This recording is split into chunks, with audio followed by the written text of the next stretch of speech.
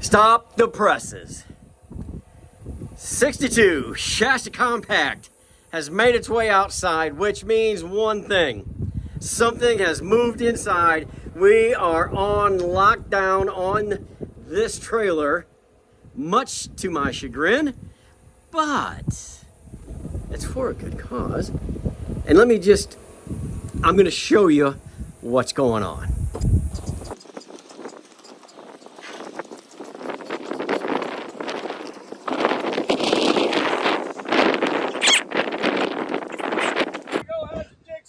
World today. Well, Ron, I tell you, the frame looks great. Well, to be 69 years old, 1956. Well, Let the party start. well, let's unload it and we'll talk about it. All right.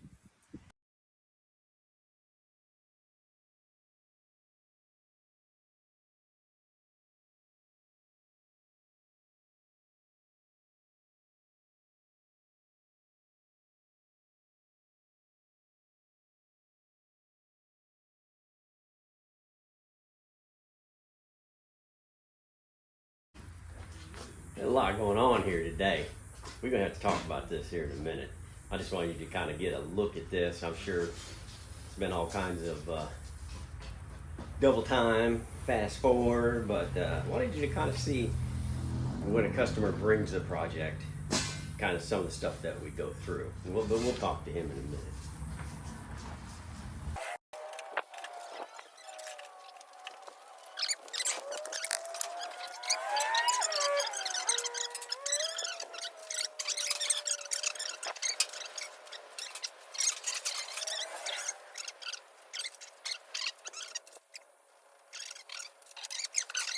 Okay, we got everything unloaded. This is my friend Ron, and I have been salivating over this Ben Roy since he showed it to me about 3 years ago. And he gave me a call. We said we're going to build it. Yep. So tell everybody just a little bit about the Ben Roy and what makes it kind of special. Well, Ben Roy was an early manufacturer of production-built teardrop trailers. Two guys, Bennett and Roy, decided to build trailers. 1953. They built 53, 54, 55, somewhere between 480, 500 trailers. And then they sold directly. They sold through retail dealers and various parts all over. They sold them in Wichita, is the closest around here. And all their trailers, they pioneered a lot of ideas that came along later. But in 1956, they saw that the future for tiny trailers was getting limited because people wanted more space and more room. And so they sold to one of their dealers, which was King Richard's Trailers out of California. King Richard's got the molds, got the patterns, and went into production sometime 56 or late 55, mid-year 56. There's some description there that nobody knows for sure. But they manufactured trailers up until about 59 or 60. Principal difference is it's thought that all Ben Roys had doors on both sides and they were all smooth skinned aluminum sided. However, this trailer has got the serial number 1956 stamped on the tongue, and it's trailer number 582. Well, nobody knows if they started with trailer number 1 or trailer number 100. So not real sure where exactly we fall in production, but it's very late, and it only has one door. It was only built with one door. But it's either a very early King Richard or one of the very last Ben Roys. So I've had it for about 11 years.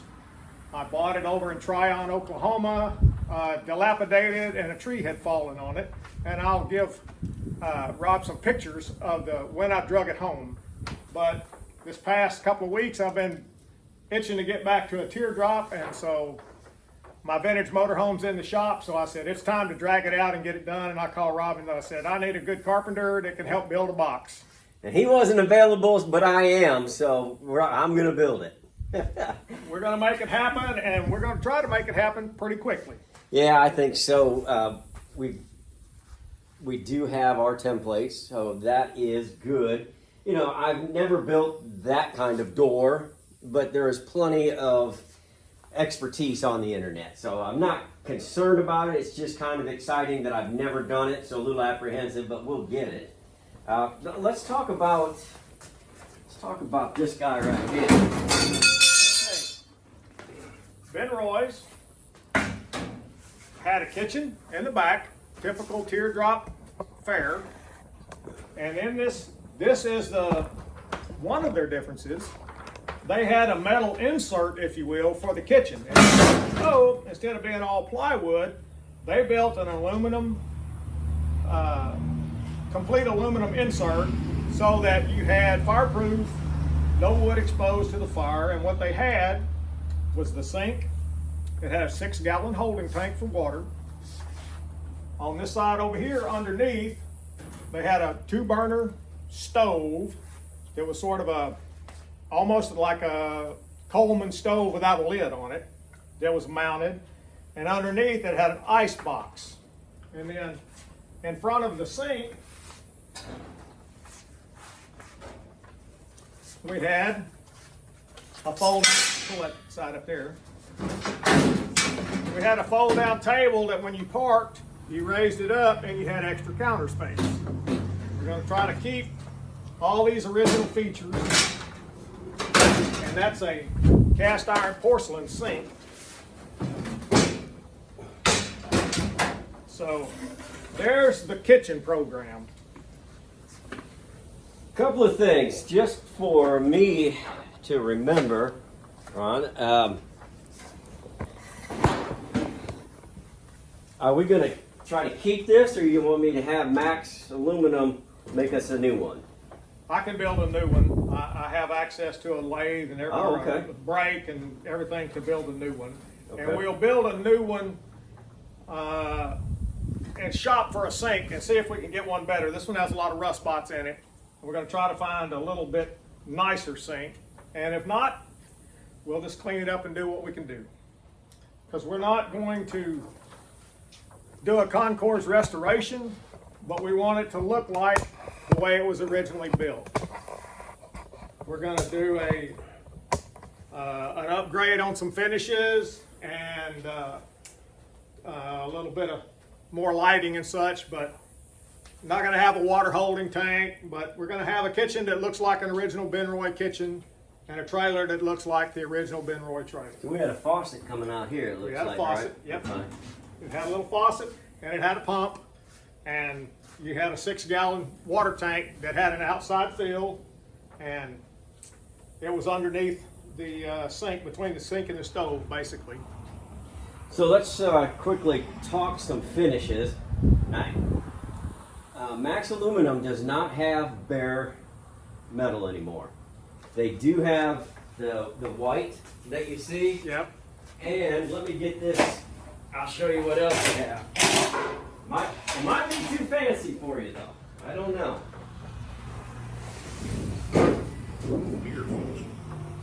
Take a look at this. Mirror finish. That's Be just like an Airstream. Airstreams aren't mirror finished originally. Right. They're And this doesn't need to be polished because it has an Exactly. anodized finish on it. Yeah. Well, we're going to shop and see what Wheeler Metals has and some other folks. Okay. I would obviously like to have something that won't anodize, or that won't corrode or tarnish, but I don't need a mirror going down the highway. So you want to go with just the bare metal? Bare metal, or at least just a mill finished Right. and Yeah, coated. mill finish. They just Max, their supplier, started writing on the mill finish. The finish? Now. Yeah. So they offer just, of course, the colors and then the mirror finish. So ooh, I got out of the shop there. That's probably not the worst thing that'll happen today. All right. So you're going to check on some metal for me. And you're going to get this for me. Is that what I'm hearing Yes. right? Yes. Okay. Okay. This will give you the dimensions, for how much backsplash it is, and get it located up the right height off the floor and such. You're right. Yes. This is a puzzle. This is, for me, it's a big puzzle. Not a With teardrop a few guy. missing pieces. Yeah. So I did do a little Google search, and I found a few of them online that people. So they're still around. So I think that between what what we can make work either way, I think we'll be just fine. Now you said we're not going to put windows in right now. Right. If anybody has vintage 50s windows, I'm looking for one small enough. Push out ones, like is on the Aloha. Yes. And they need to be small enough to fit that hole so the door handle works. The ones I have are a little wider than that, and you can't center them up in the door handles in the way. Right. All right. So interior, what do you want? It's solid plywood sides, so nice plywood finish on the inside, and then the headliner will do like 1/8 birch or whatever. Originally, the roof spars were exposed, and there was no insulation, no nothing. Well, we're going to line it, Okay. put some foam board in it, and then put masonite or something on top of it to make the aluminum top finished. So it'll be sandwiched. Well, now when we build the Scotties, and a lot of other ones, what we do is we come on top here and build up a rail, and then we stop, and we put our spars going across, and we start again to build up. But before we do, wait, These are notched. oh, right here. There's the door. That goes flat on here. That piece right there. Right. That goes right here, and gets stapled in, and then that makes your ceiling. And you don't see those. Those are on the outside. So then we put our insulation between those, and then we just go right over the Same top. idea. Yeah. Same idea. So we won't need to put anything on top of the insulation other than your roof. The roof. Yeah. Right. Okay. Well, the way they typically put the liner in first, put the spars up, put the liner in first, and then just lay the Right. foam board, and then put the. We're gonna do Top, it top. like this, and that way they're gonna be glued, screwed, and stapled. And then that'll be. I mean, unless you tell me that's not what you want, but that's It's not going to show. What we're looking for is strength. right. The originals, the sides were notched, but the boards were like a 1x3, and they saddled in Right. there with glue all around, so it couldn't move forward or backwards. Right. But that's It's just too hot not to have insulation. and it there. makes it too thick. right. But they weren't insulating anything anyhow. So Yeah. We'll be fine. Okay, so the floor. What? Nothing on the floor except the finish, or then just seal it. just seal the floor. Yeah, because it's not going to show. It's going to be solid mattress, Yeah. Okay. and then we'll put whatever little bit. If some of it shows out in the front, we'll put a little small piece of vinyl or something over whatever might show. But Okay, I've got plenty of vinyl here. I'll just put that down anyway, and we'll be fine. Okay. What are we gonna do for running lights? 4-pin. yes, And then- it'll just be. What about tail lights? I'll and take running care of lights? all of that. The taillights go in the fenders. Oh, they do. Yeah. Okay. Taillights go in the fenders, and side markers go below the frame, and just in the plywood, because the side extends below the edge of the frame by about that much. So I'll just put the side markers in later. That's not a problem, and they're just going to be round dot. Okay. I mean, I don't mind. they I had- can. if I they had can. none. I can run them. All we'll whatever you do want. to the inside is a light in the cabin Okay. and a light in the kitchen on 12 volts. Okay. And then I'll put in a cord and a light to run the kitchen in case I need to plug in a coffee pot, which is essential. Absolutely. A coffee pot and a hot plate or something like that, because we're not gonna. Not going to get excited about the kitchen. I am going to, oh, here we go. This is a 12 volt. I've got a bunch of, is this something like you're talking about? Or do you have something else in mind? No, just something along this line, and put LEDs in them, you know, just so they don't wear on your battery. Yeah, yeah, okay.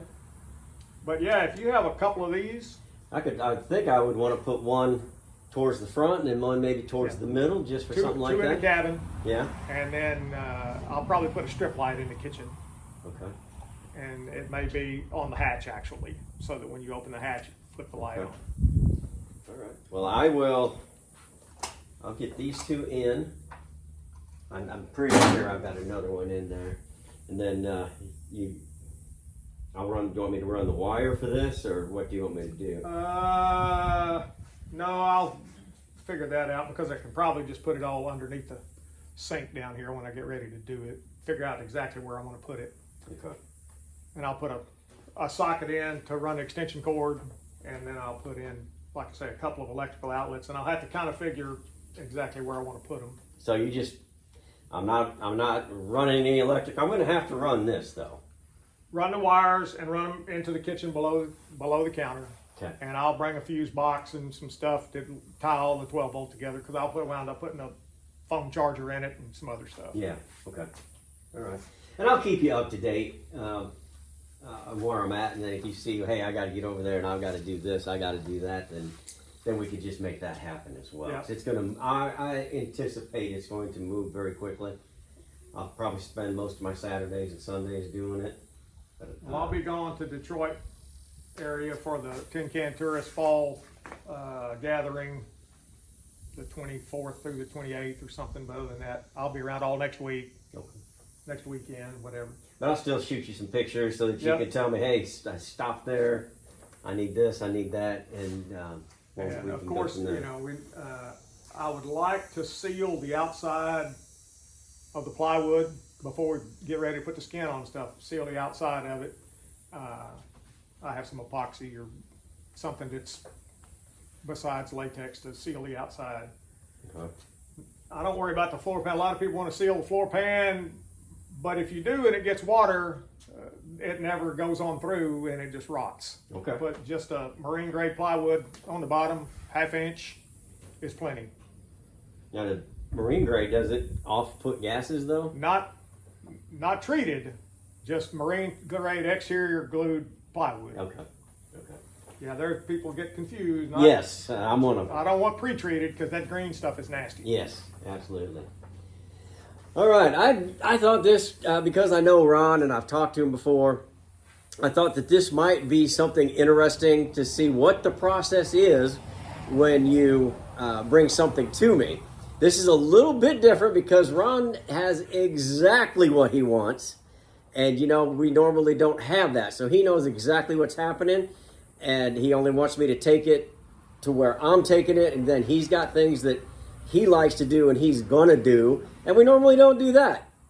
But it's Ron. I like Ron, so we're going to do that. And I just wanted to show you guys just kind of this is the process when somebody brings something in. So I'm going to talk some more to Ron, and we're going to start building this. Let's go teardropping.